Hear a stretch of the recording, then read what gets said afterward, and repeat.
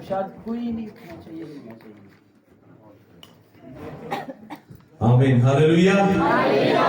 खुदा उनका शुक्र अदा करते हैं जिसने हम सबको जमा किया। शुक्रगुजार हूँ। खुदावन हमेशा ऐसे मौके फराहम करता है। खुदा उनके खादम, उनकी टीम, उनकी सारी कलीसिया, इनके लिए जोरदार तालियां हम बजाएं। खुदा आपको बड़ी बरकत दें। खुदावन के बड़े जोशीले खादम है ये। आमीन। आज की ये जो इबादत है, मैं ईमान रखता हूँ खुदावंद जिंदगियों में काम करेगा। क्योंकि जब खुदावंद का खादिम दुआ कर रहा था और वो बार बार एक बात वो बोल रहे थे कि जिंदगियों में निजात का काम है, और निजात का काम जो है वो सिर्फ खुदा के कलाम के वसीला होता है। बड़ा अच्छा होगा हम पूरी तवज्जो के साथ खुदावंद की आवाज को हम सुने। कितनों के पास बाइबल मुकद्दस है? आमीन। कितने लोग पढ़ सकते हैं और आपके पास नहीं है? चले, जितनों के पास है आप साथ जरूर शेयर करें। इसकी इको बंद करते हैं। आमीन, आमीन। दुआ करें हम एक और, अपनी आंखों को बंद करें। खुदावंद, हम ईमान रखते हैं इस जगह पर तेरी हुजूरी मौजूद है। तेरा आसमान जो है वो खुला हुआ है। खुदावंद, आई हुई इन तमाम जिंदगियों के ऊपर तेरे फजल को मांगते हैं, तेरी मदाखलत को मांगते हैं। आज इनकी जिंदगियों में, इनके घरानों में तू नया और जलाली काम करना खुदावंद। जितने भी लोग यहाँ मौजूद हैं जो गैर निजात याफ्ता होने की हालत में यहाँ पर बैठे हैं, खुदावंद जब वो यहां से जाएं तो उनकी जिंदगी में तू नजर आए। खुदावंद एक एक जिंदगी को, हर बुजुर्ग को, हर बच्चे को, हर उम्र वाले को आज तो अपने कलाम के वसीला छूना, यीशु मसीह के नाम से। सब कहे आमीन, आमीन। सब लोग कलाम मुकद्दस को खोल कर रखें।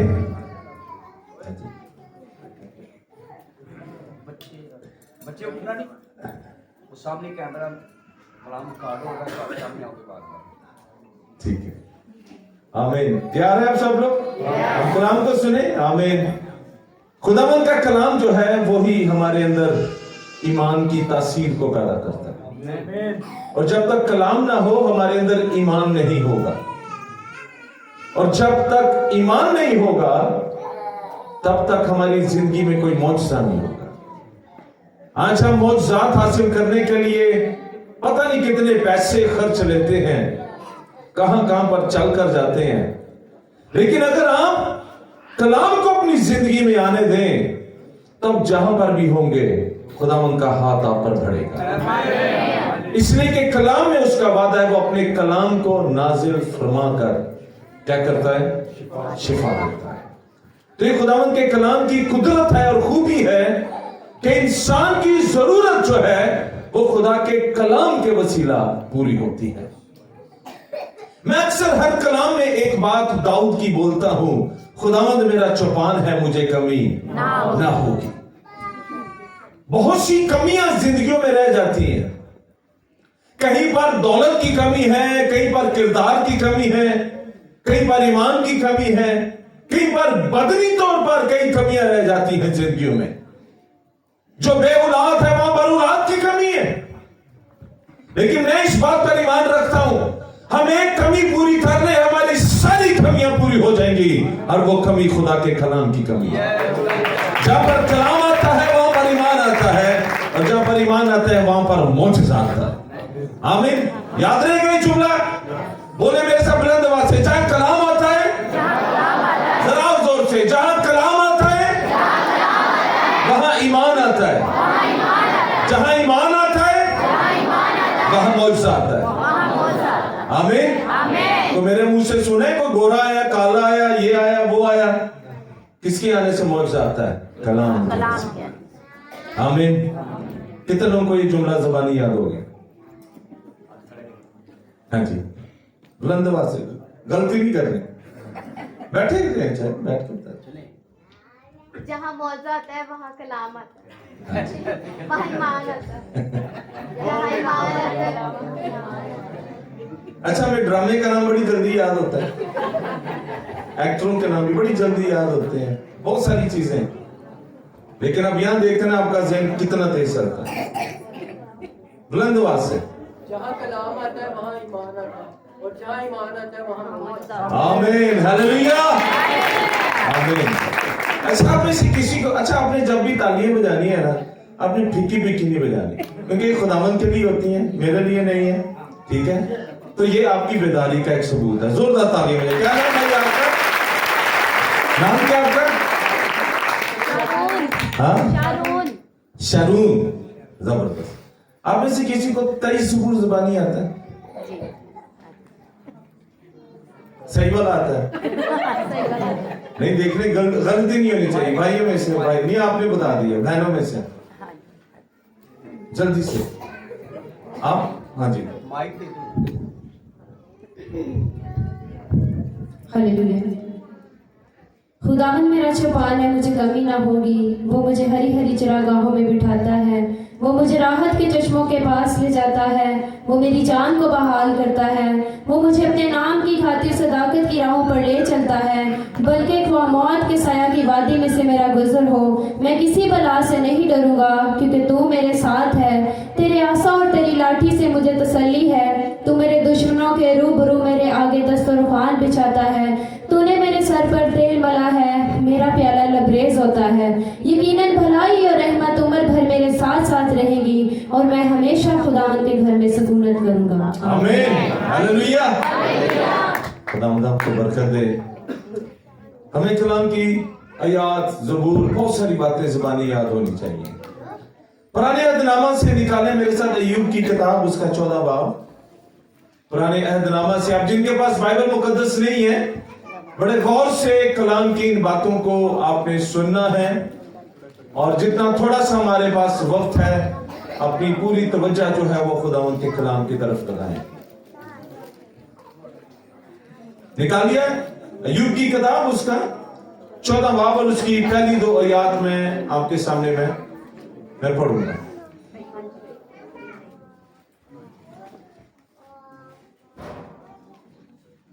निकाल लिया पुराने अहदनामा में? गौर से सुनिएगा, लिखा है, इंसान जो औरत से पैदा होता है थोड़े दिनों का है और दुख से भरा है। वो फूल की तरह निकलता और काट डाला जाता है, वो साया की तरह उड़ जाता है और ठहरता नहीं। सब कहें आमीन। आमीन। अय्यूब ने एक इंसान की बड़ी खूबसूरत तारीफ की है, उसको बयान किया है कि इंसान क्या है। इंसान जो है वो 3 हिस्सों में तकसीम हुआ है। कोई बता सकता है क्या है? आपने? हाँ जी। बचपन, जवानी और बुढ़ापा। बहुत अच्छा, ये बहुत अच्छा है। ये भी बचपन, जवानी, बुढ़ापा। इसके अलावा रूह, जिस्म, जान। रूह, जान और बदन। सब बोले, रूह, जान और बदन। इंसान जो औरत से पैदा होता है, लिखा है थोड़े दिनों का, लेकिन लिखा है और दुख से भरा है। जमीन पर रहने वाला हर इंसान, चाहे इसके पास कितना कुछ भी क्यों ना हो, वो कहीं ना कहीं किसी ना किसी दुख में से गुजर रहा होता है। वो कहीं ना कहीं किसी ना किसी मौत की वादी में उतरा होता है। या तो जाति जूलियत को मार देगा, या जाति जूलियत के हाथों मर जाएगा। इंसान की जिंदगी में दुख है, और इंसान इस जमीन पर पैदा हुआ है। उसके बारे कहा गया है, वो फूल की तरह निकलता लेकिन काट डाला जाता है। उसके बाद एक साए की तरह उड़ जाता है और ठहरता नहीं। हर चीज का एक वक्त है। पैदा होने का एक वक्त है, मरने का एक वक्त है। आज हमने इस बात को सीखना है, इस जमीन पर हम जो पैदा हो चुके हैं, हमारा क्या मकसद है। इंसान जो इस जमीन पर रहता है उसका एक मकसद है और मकसद होना चाहिए। सारी बातों के साथ साथ सबसे पहला मकसद इंसान को जो अपने अंदर पैदा करना है वो है उसकी निजात का मकसद। सब बोले क्या है?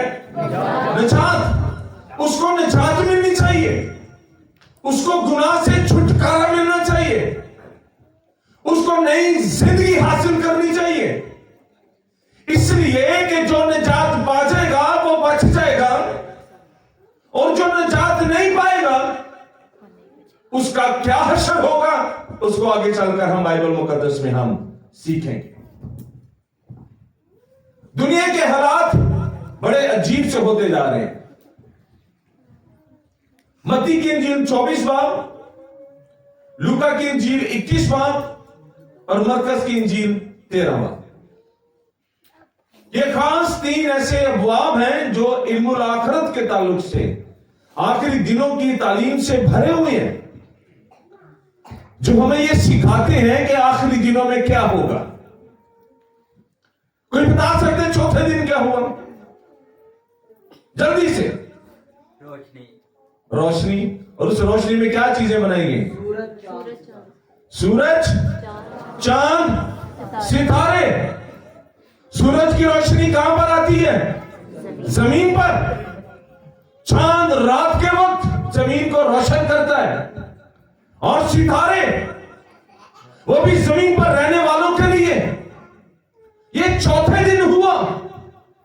लेकिन मत्ती की इंजील 24वां बाब पढ़े तो वहां पर लिखा है सूरज अपनी रोशनी ना देगा, चांद की रोशनी भी नहीं होगी, और लिखा है सितारे आसमान से गिरेंगे। कहां गिरेंगे? जमीन पर। जब सूरज की रोशनी खत्म हो गई तो जमीन पर तारीकी छा जाएगी, और रात को भी जो थोड़ा सा लोगों को नजर आता है चांद की रोशनी में, वो भी बिल्कुल तारीकी। तो इंसान जो औरत से पैदा हुआ है वो थोड़े दिनों का है, लेकिन सवाल अब यह है कि मेरे थोड़े दिन ज्यादा दिनों में कैसे बदल सकते हैं? मेरी लानत बरकत में कैसे बदल सकती है? मेरी नाउमीदी उम्मीद में कैसे बदल सकती है? सितारे जब जमीन पर गिरेंगे तो जमीन पर रहने वालों का क्या हश्र होगा? कलाम में लिखा है जमीन पर रहने की सब चीजें जल जाएंगी। ये 24 बाब में पढ़ा लिखा हुआ है, उसको पढ़ लीजिएगा। मत्ती की इंजील 24वां बाब। तो जमीन पर रहने वाला इंसान भी खत्म हो जाए, जल जाए। कलाम के अंदर इसी बाब के अंदर एक बात लिखी है उसकी 24 आयत में, अगर आदमी मर जाए तो क्या वो फिर जिएगा? बड़ा खूबसूरत सवाल है ये। अगर आदमी मर जाए तो क्या वो फिर जिएगा? जमीन पर रहने वाले इंसान को उम्मीद चाहिए, अरे वो इसी उम्मीद की तलाश में है कि किसी तरह उसको तसल्ली मिल जाए और दुख से निजात मिल जाए।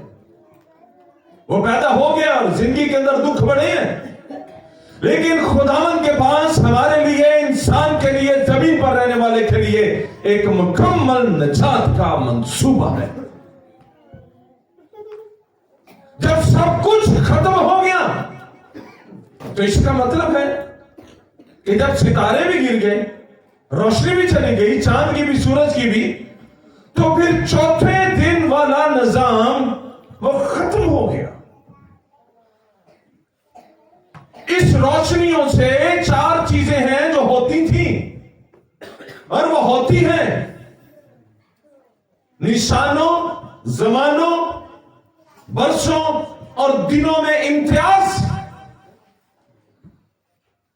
कि इनमें फर्क पैदा करना सितारों का इल्म, जब सितारे गिर गए तो इल्म कैसा रहा। लेकिन याद रखें कि इंसान मर जाए तो क्या वो फिर जिएगा? इसका एक जवाब है, हाँ वो जिएगा। और कैसे जिएगा, इस सवाल का जवाब भी बाइबल मुकद्दस में मौजूद है।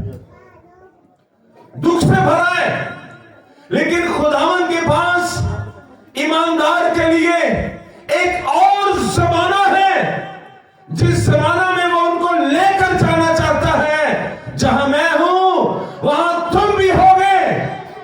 चौथे दिन का निजाम खत्म होगा, एक और जमाना और एक और निजाम खुदा के कलाम से शुरू होगा। और वो निजाम है नया आसमान और नई जमीन, जहां पर सिर्फ खुदा का जलाल होगा और उसी की रोशनी होगी। प्रकाश 21 बाब में लिखा है, वहां पर सूरज की कोई हाजत न होगी, जरूरत ही नहीं है सूरज की। नया आसमान, नई जमीन, नया यरूशलेम। 21 बाब में कहता है, मैंने आसमान से, खुदा के पास से नए यरूशलेम को उतरते देखा। यहां पर हम दुखों को देखते हैं, मुसीबतों को देखते हैं। जिस जमीन पर आप रह रहे हैं, इस जमीन पर सितारे गिरेंगे, जमीन का कुछ बाकी ना रहेगा। लेकिन खुदावन के पास जो निजाम है, आज रात हमें उस निजाम में आने की जरूरत है कि जमीन पर तो तबाही होगी।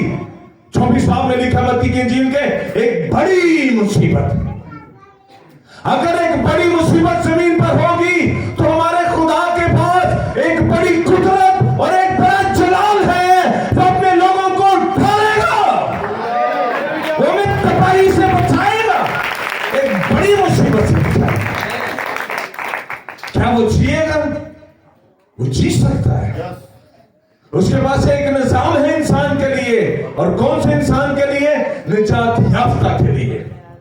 जो औरत से पैदा हुआ है वो थोड़े दिनों का है, लेकिन जो रूह कुछ से पैदा हुआ है वो हमेशा तक जिंदा रहेगा। यही यीशु ने नादर की बहनों को कहा था, तू ईमान लाएगी तो खुदा के जलाल को देखेगी। निजात याफ्ता के लिए ये जमीन नहीं है, नया आसमान और नई जमीन है। नया आसमान और नई जमीन नए इंसान के साथ वाबस्ता है, और नया इंसान निजात के साथ वाबस्ता है। हम निजात पाएंगे तो हम बच सकेंगे। एक शख्स ने, खादम ने, बड़ा आलिम था, फरीसी था, तौरात का माहिर था, बुजुर्ग था। दिन के वक्त खुदावंद यीशु मसीह के वो पास नहीं आ सकता था, इसलिए कि वो जिस काउंसिल से ताल्लुक रखता है उस काउंसिल ने उसको जीने नहीं था देना।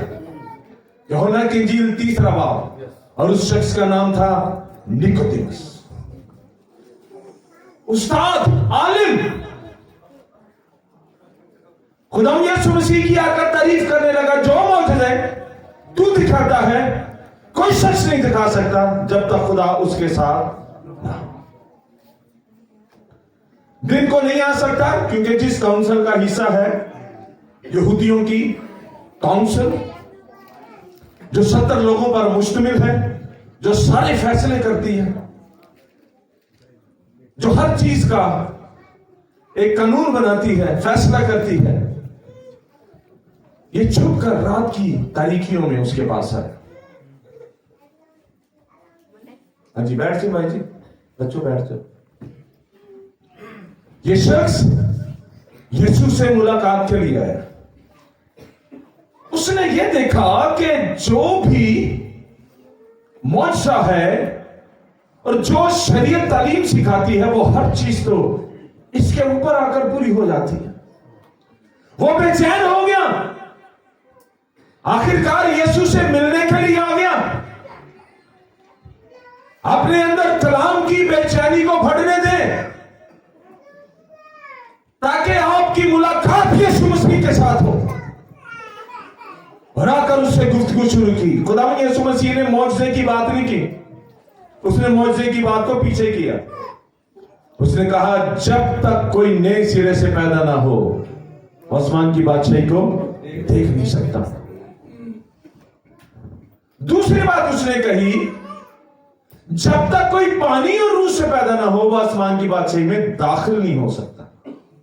दो बातें यहां पर, देखना और दाखिल होना। हम बाहर से ही आए, दरवाजा देख के चले जाएं ये चर्च है और बाहर ही चले जाएं, लेकिन दूसरा हिस्सा है हम अंदर आ जाएं। बाहर तक लाने में भी एक जरिया है और अंदर तक आने के लिए भी एक जरिया है। ना इंसान उसको खबर मिल जाती है बादशाही क्या है, बादशाही यीशु मसीह है। लेकिन उस बादशाही में रहने के लिए हमें कलाम की और रूह कुश की मदद चाहिए। उसके बगैर हम बादशाही में कायम नहीं रह सकते। जो बादशाही में आएगा उसके लिए खुदावंद का एक नया निजाम है। इन दोनों बातों के दरमियान उसने एक बात कही, उसको मैं पढ़ूंगा। तीसरे बाब की 4 आयत में लिखा, निकोदेमस ने उससे कहा आदमी जब बूढ़ा हो गया तो क्यों कर पैदा हो सकता है? क्या यहां पर सवाल, आदमी जब बूढ़ा हो गया तो क्यों कर पैदा हो सकता है?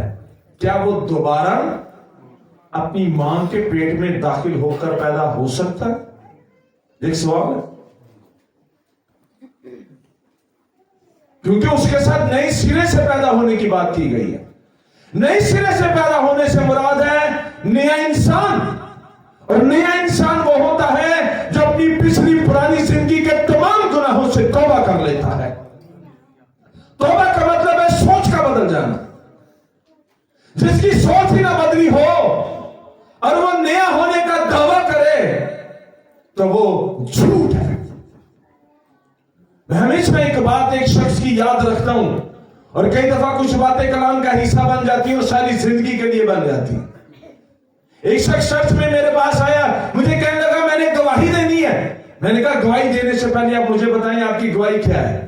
कहता गवाही ये है पहले पूरी पीना सो नदी पीना हो। क्या उसने कहा? आप बड़े मुस्कुराएंगे। हाँ? पहले पूरी पीना सा, तो क्या ये मुकम्मल तब्दीली है? हाँ? लोगों को गुस्सा आता है ना, मैं नाम दाना ईमानदार तो मैं दंड भी पन दूंगा। ऐसे लोग उनकी मेरी बातें सुन, गुस्से पे काबू नहीं, जो मर्जी आया और बोल दिया। हमारी मुकम्मल निजात कहां से शुरू होगी? इस बात से शुरू होगी अब मैं जिंदा न रहा, मसीह यीशु हमारी मुकम्मल निजात तब्दीली मसीह यीशु के वसीला है। बादशाही में रहेंगे तो निजात में कायम भी रहेंगे, वरना देखकर चले जाने वाले आज बहुत हैं। किसी वक्त में बपतिस्मा लिया और आज उनकी जिंदगियां फिर वैसी हैं। किसी वक्त में तौबा की लेकिन आज फिर वैसे ही हैं। भूल जाए आपकी जिंदगी में कैसे गुनाह थे। कत्ल भी किया कोई बात नहीं, जितने भी जुर्म किए कोई बात नहीं, इसलिए कि जबूर 103 में वो कहता है, वो हमारी क्या करता है, सारी बदकारी को बख्श देता है।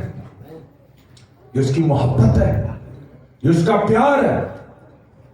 इसी वास्ते खुदा ने दुनिया से ऐसी मोहब्बत रखी कि उसने अपना इकलौता बेटा बख्श दिया, ताकि जो कोई जिस कौम से भी, कबीला से भी है, जिस रंग और नस्ल से भी है, जिस चाहे मजहब से भी है, उस पर ईमान लाएगा, हलाक न होगा बल्कि हमेशा की जिंदगी पाएगा।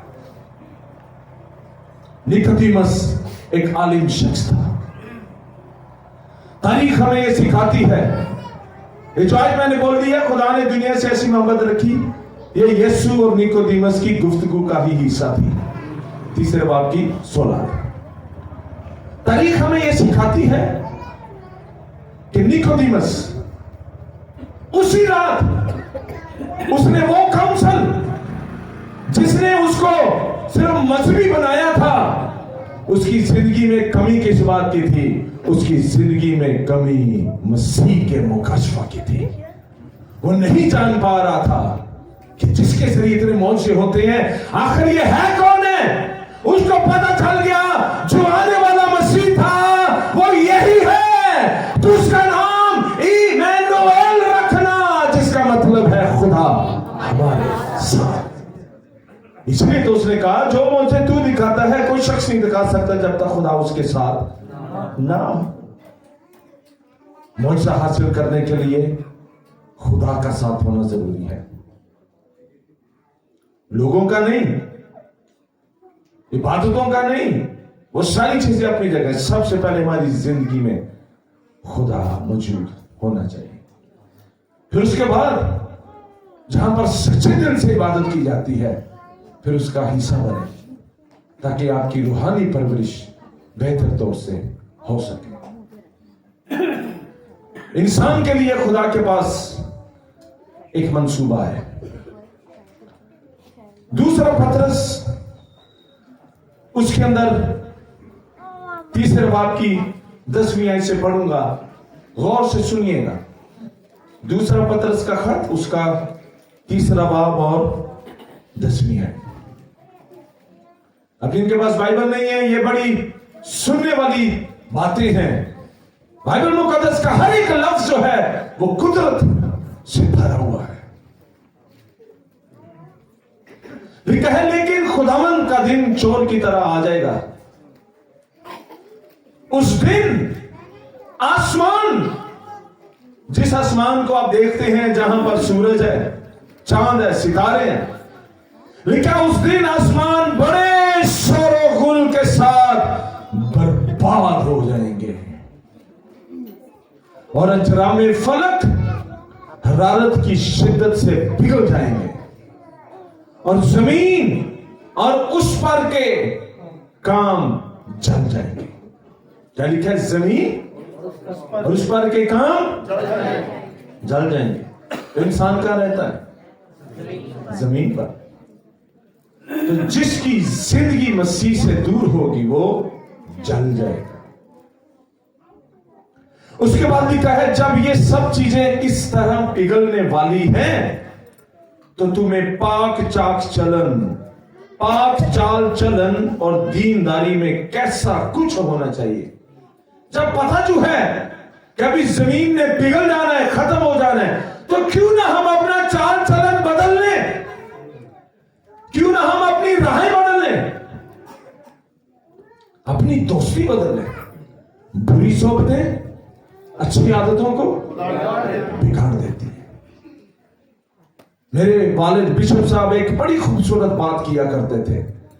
वो कहते थे, आप मुझे अपने दोस्त दिखा दें, मैं बता दूंगा आप कैसे इंसान हैं। क्या बात? आप मुझे अपने दोस्त दिखा दें, मैं बता दूंगा आप किस तरह के इंसान हैं। हमारी सोबत से पता चलता है हम कैसे, किस माहौल में रहते हैं। फिर लिखा है 12वीं आयत, और खुदा के उस दिन के आने का कैसा मुंतजिर और मुश्ताक रहना चाहिए, जिसके बाइस आसमान आग से पिघल जाएंगे और इजराम फलक हरारत की शिद्दत से गल जाएंगे। कैसी बात है कि इस शख्स को उस दिन का इंतजार है कि आसमान पिघल जाएंगे, जमीन भी खत्म। कैसी बात है। हलाकत के दिन की बात को भी मुंतजिर और मुश्ताक जो है वो कह रहा है, लेकिन उसकी एक वजह है। उसकी वजह यह है, 13 आयत में इस सवाल का जवाब दिया गया है। वो इसलिए इंतजार में है कि ये पिघल जाए, इसलिए कि लेकिन उसके वादा के मुवाफिक होगा क्या? हम नए आसमान और नई जमीन का इंतजार करते हैं, जिनमें रास्तबाजी फंसी रहेगी। रास्तबाजी, नए आसमान और नई जमीन के साथ। पुराने आसमान पुरानी जमीन के साथ जो है इंसान के बहुत से गुनाहों का ताल्लुक है। आदम हवा ने जब गुनाह किया तो कलाम में लिखा है, जमीन तेरे सबब से लानती हुई। जमीन पर इंसान को तबाही का सामना करना पड़ा। कलाम में लिखा, जितने कश्ती में थे जब पानी आया तो वो ऊपर आ गए। कश्ती में आने वाले जब ऊपर आ सकते हैं, जो मसीह में आ जाएंगे वो भी ऊपर उठा लिए जाएंगे। जमीन पर रहने वाले हलाक हो जाएंगे। फैसला हमने करना है, हम ऊपर जाने वालों में से हैं या हलाक होने वालों में से हैं। नया आसमान, नई जमीन। इंसान जो औरत से पैदा हुआ है वो थोड़े दिनों का है और दुख से भरा है। कलाम के अंदर खुदा यीशु मसीह ने निकोदेमस को एक बड़ी खूबसूरत बात कही। 3 बाब की 6 आयत, हवाला लिख सकते हैं। लिखा है, जो जिस्म से पैदा हुआ है जिस्म है, और जो रूह से पैदा हुआ है रूह है। जिस्म से पैदा होने वाले के दिन थोड़े हैं, रूह से पैदा होने वाले के दिन ऐसे दिन हैं वो कभी खत्म नहीं होंगे।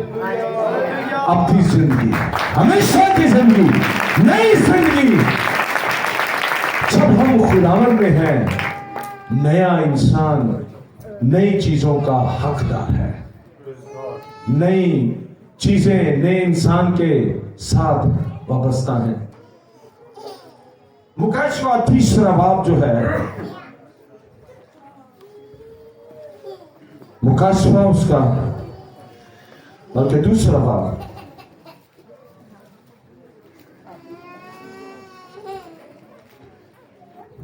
मुकाशवा उसका 2 बाब। मैं अक्सर इबादत में एक तरतीब लोगों को देता हूं, आप भी उस तरतीब को याद रखिएगा। पहला बाब और उसकी 19 आयत। मुकाशवा पहला बाब उसकी 19 आयत। बहुत सारे लोग मैंने देखे हैं वो मुकाशवा पढ़ने से डरते हैं, घबराते हैं। कुछ का कहना यह है कि मुकाशवा, ये एक सच्ची बात है कि नौजवान बहन मेरे पास आ गई, कहती भाई साहब मुकाशवा पढ़ना चाहिए। मैंने कहा जरूर पढ़ना चाहिए। कहती मुझे किसी ने कहा है कि जब मुकाशवा पढ़ते हैं तो मुंह पे पिंपल्स, दाने निकल आते हैं। फिर मुकाशवा गर्म होता है। नहीं निकला ना, देखिए बहन कह रही मैंने तो पढ़ा है। तो कुछ ऐसे भी लोग हैं जो ऐसी बातें सिखाते हैं। कोई कहते हैं मुकाशवा पढ़े तो डर लगता है, फिर डरावने ख्वाब आते हैं। रोटी कम खाओ, आपको डरावने ख्वाब ना आए। जब ढेर सारी रोटियां खा के सोएंगे तो फिर ऐसे ही होगा। पैदाइश की किताब का सारा निचोड़ मुकाशवा की किताब में। पहला बाब 19 आयत में पूरा मुकाशवा बयान कर दिया गया। बस जो बातें तूने देखी पहली बात, और जो है दूसरी बात, और जो इनके बाद होने वाली है, उन सब को लिख ले। 3 बातों की तरतीब है, याद हो गई? देखी, जो है और जो होने वाली है। जरा हाथ दिखाएं अपने, पहली उंगली करें, सब बोले जो देखी, जो है दूसरी बात, और जो होने वाली है।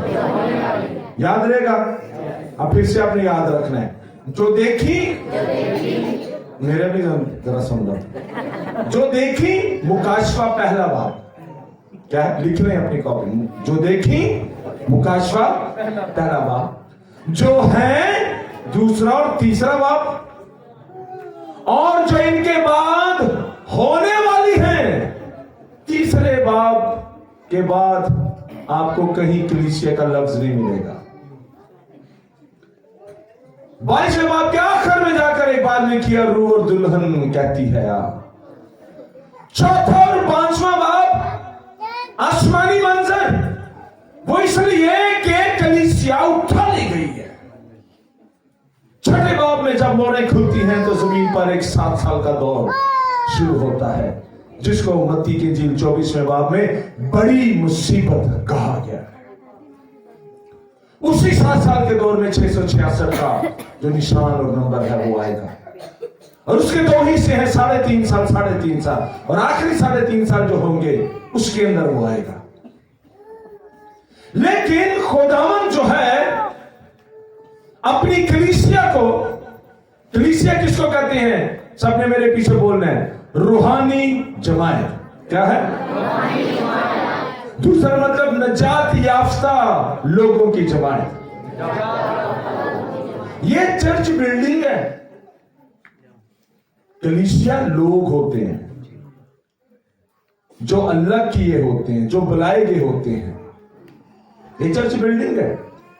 जब कलीसिया उठाई जाएगी ये बिल्डिंग यहीं रहेगी, इस पे चाहे 1 करोड़ लगा दे ये यहीं पे रह जाएगी। लेकिन कलीसिया की उम्मीद ये है जहां मैं हूं वहां तुम भी होगे। आज कलीसिया की उम्मीद जो है वो ये है, 4था और 5वां बाब पढ़िएगा। ये कलीसिया की उम्मीद, आसमानी मंजर। दूसरे बाब की 8वीं आयत। मुकाशवा में कितनी कलीसियाओं का जिक्र है? 7। पहली कलीसिया इफिसस। बाकी सारे खाते याद रहते हैं, ये नहीं याद रहते।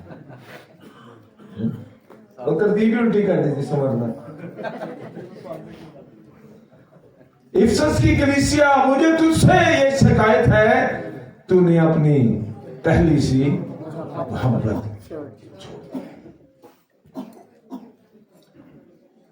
स्मरना की कलीसिया दुख सहने वाली, और इसके नाम का मतलब लिया गया है मुर। खुदावंद यीशु मसीह को जब पेश किया गया, सोना मुर लुबान, ये पौधे को इतना को उसको क्रश किया जाता है, उसमें से खुशबू निकलती है। ये जितना दुखों में से गुजरी, इसकी निजात की खुशबू फैलती गई। क्या मैंने कहा? स्मरना की कलीसिया को ये जितना दुखों से गुजरी, उसकी निजात की खुशबू फैलती गई।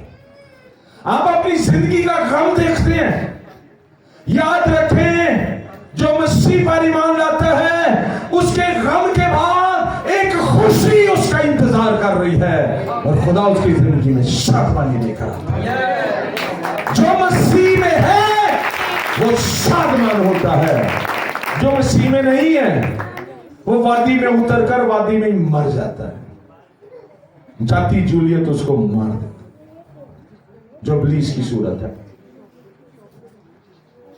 स्मरना का मतलब है दुख सहने वाली कलीसिया, दुखों की बर्दाश्त। लिखा है जो अव्वल और आखिर है, जो मर गया था और जिंदा है, वो ये फरमाता है मैं तेरी मुसीबत और गरीबी को जानता हूं, मगर तू दौलतमंद है। क्या कहता है? मगर तू दौलतमंद है। तू दौलतमंद क्यों है? इसलिए कि तू मसीह में है और मसीह तुझ में है। तू दौलतमंद है। और जो अपने आप को यहूदी कहते हैं और है नहीं, बल्कि शैतान की जमायत है, शैतान की जमायत। कलीसिया रूहानी लोगों की जमायत और एक तरफ शैतान की जमायत। रूहानी जमायत के लिए भी एक मंसूबा है उसके पास, और शैतान की जमायत के लिए भी एक मंसूबा है, जिसको मैं भी पढ़ूंगा, उसके बाद हम दुआ करेंगे। उनके नामदान को भी जानता हूं, जो दुख तुझे सहने होंगे उनसे खौफ ना कर। देखो इब्लीस तुम में से बास को कैद में डालने को है, ताकि तुम्हारी आजमाइश हो। आजमाइश जो है, अक्सर लोग इसको कहते हैं खुदा आजमाता है, खुदा नहीं आजमाता। इंसान अपनी ख्वाहिश के सबब से आजमाया जाता है। याकूब के खत में पढ़े, इंसान की ख्वाहिश उसको आजमाती है, उसका गलत चाल चलन उसकी जिंदगी में आजमाइश लाता है। और आजमाइश किस चीज की होती है? आजमाइश उन चीजों की जो चीजें हम छोड़ के आते हैं, वही चीजें हमें फिर तंग करती है, वो हमारे लिए आजमाइश बनती है। आजमाइश पर गालिब आने के लिए जरूरी है कि हम जितना कलाम में रहेंगे, हम आजमाइश पर गालिब रहेंगे। और 10 दिन तक मुसीबत उठाओगे। गौर से सुनिए शायद को, जान देने तक भी वफादार रह तो मैं तुझे जिंदगी का ताज दूंगा। जान देने तक भी वफादार रह तो मैं तुझे जिंदगी का ताज दूंगा। अब मैंने थोड़ा सा इधर ध्यान करें मेरी तरफ से, आपकी वजह से भी बाकी लोग भी आपको देखते हैं। थोड़ी देर सब बोले जिंदगी का ताज, जोर जोर से जिंदगी का ताज। मेरे पीछे साइड को बोले जान देने तक भी वफादार रहे। उसके आगे क्या है? मैं तुझे जिंदगी का, कोई देने नहीं आएगा, मैं खुद आऊंगा तुझे ताज देने के। हमारा ताज किस चीज का निशान है? हमारी शान और शौकत, हमारा इख्तियार, हमारी शान उसकी वजह से है, वरना हम इस लायक कहां कि कोई हमें प्यार भी करे या हमें कुछ सलाम भी करे। इंसान की इज्जत बढ़ती है तो उसके मुंह से निकलने वाले कलाम की वजह से बढ़ती है। अगर आपके मुंह में कलाम है, आपसे नफरत करने वाले भी आपसे मोहब्बत करेंगे। जब इंसान की रविश खुदा को पसंद आती है तब उसके दुश्मनों को भी उसके दोस्त बना देता है। आपके मुंह में कलाम है तो जहां जलालत थी वहां पर आपकी इज्जत होगी, जहां नफरत थी वहां मोहब्बत होगी, जहां कमियां थी खुदावंद सरफराजी देगा, नाकामियां थी वहां कामयाबी आएगी, जहां पर गुर्बत थी वहां पर दौलत आएगी।